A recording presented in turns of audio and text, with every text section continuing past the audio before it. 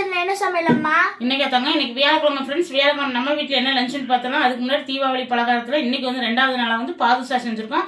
கண்டிப்பாக நம்ம வீடியோவில் வரும், சூப்பராக செஞ்சுருக்கிறோம். அதே மாதிரி நீங்களும் செஞ்சு பசங்களுக்கு கொடுங்க. வாங்க இன்னைக்கு நம்ம வீட்டில் என்ன லஞ்சுன்னு பார்த்தோம்னா, இங்கே சுட சுட சோறு சாப்பாடு வச்சு இன்னைக்கு வியாழக்கிழமைன்றதுனால கருப்பு கொண்டக்கடலை ஓட்டு நான் காரக்குழம்பு வச்சுருக்கேன். சூப்பராக இருக்குது புளிக்குழம்பு.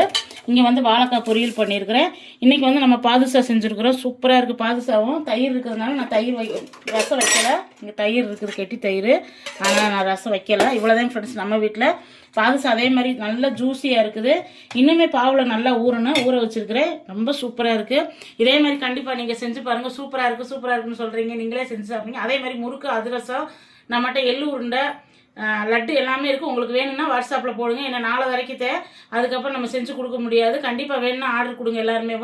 நாளைக்கு வேறு ஒரு டிஷ்ஷில் சந்திக்கலாம் ஃப்ரெண்ட்ஸ். இன்றைக்கி திருமண நாள் பிறந்த நாள் கொண்டாடுற அனைவருக்கும் நம்ம யோகா சேனல் சார்பாக எல்லாத்துக்கும் வாழ்த்துக்கள். சேஃபாக கொண்டாடுங்க, சேஃபாருங்க.